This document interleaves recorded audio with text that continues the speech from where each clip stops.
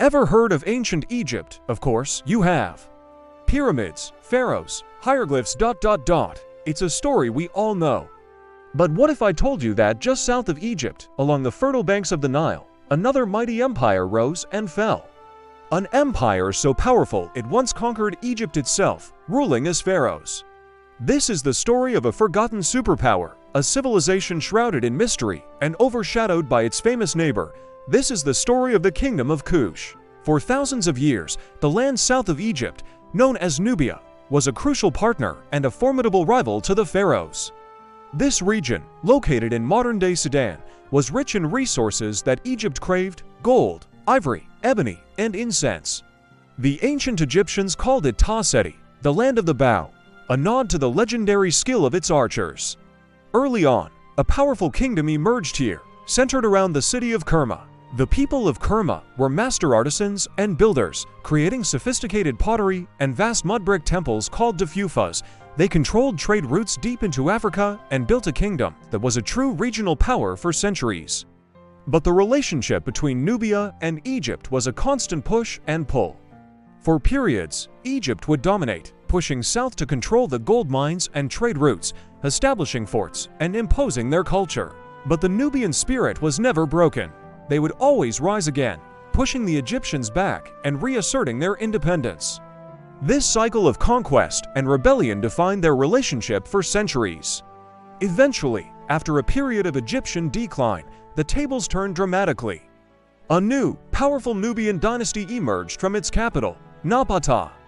This was the birth of what we call the Kingdom of Kush. Around 750 BCE, a Kushite king named Pi did the unthinkable. He looked north, saw a fragmented and weakened Egypt, and decided it was his destiny to unite the two lands under his rule, just as the great pharaohs of old had done. He wasn't just a conqueror, he saw himself as a true pharaoh, a preserver of Egyptian religion and tradition, which he believed the Egyptians themselves had forgotten. Pi marched his armies north along the Nile, and city after city fell before him. He documented his campaign on a grand stone slab, the Victory Stele, which tells of his piety and military genius.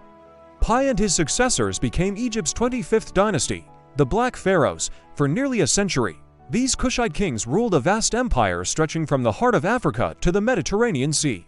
They built and restored temples throughout Egypt, honoring the Egyptian gods while also bringing their own Nubian traditions. They portrayed themselves in traditional pharaonic style, but with distinct Kushite features: darker skin, broad features, and unique regalia like their uraeus cobra crowns. Symbolizing their rule over both Nubia and Egypt, they ushered in a new golden age, a renaissance of art and architecture.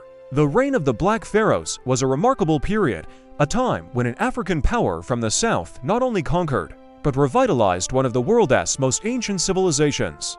But their time at the top was not to last. A new, ruthless power was rising in the east, the Assyrians. Armed with superior iron weapons, the Assyrians invaded Egypt, pushing the Kushite pharaohs back south, step by step. After a series of brutal battles, the Kushites retreated to their Nubian homeland, their grand Egyptian experiment over. But this was not the end of Kush, it was a new beginning. Forced out of Egypt, the Kushite kingdom regrouped and thrived for another 1,000 years. They moved their capital further south to the city of Meru. This new location was a strategic masterstroke. It was situated in a region rich in iron ore and surrounded by fertile land that received ample rainfall, reducing their dependence on the Nile's annual flood. Here, at Meru, the kingdom of Kush entered its most unique and prosperous phase. The city became a bustling metropolis, a hub of industry and trade, connecting the Mediterranean world with the heart of Africa. They became masters of iron smelting, and the slag heaps from their ancient furnaces are still visible today, earning Meru the nickname the Birmingham of Africa. What's fascinating about the Meroitic period is how Kush developed its own distinct culture, blending Egyptian influences with its own African roots.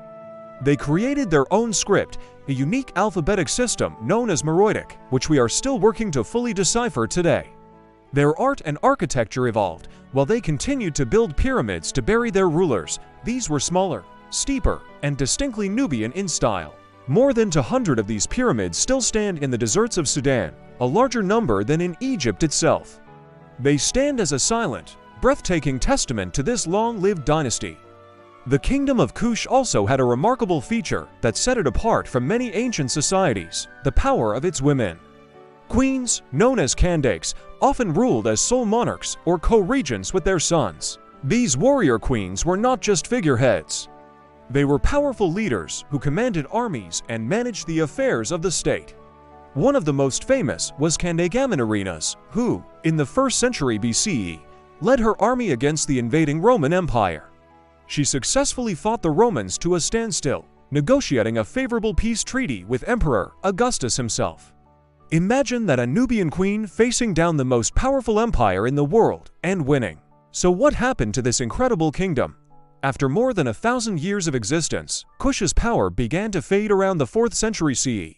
A combination of factors likely led to its decline. Deforestation from centuries of iron production may have damaged the environment. Trade routes may have shifted, cutting off Meroe's economic lifeline. And a rising new power, the Kingdom of Aksum in modern-day Ethiopia, eventually invaded and delivered the final blow. The great cities were abandoned, and the Kingdom of Kush slowly faded from history, its story buried beneath the sands of Sudan. For centuries, the story of Kush was largely forgotten, dismissed by early archaeologists as a mere footnote or a crude imitation of Egypt. But now, thanks to modern archaeology, we know the truth.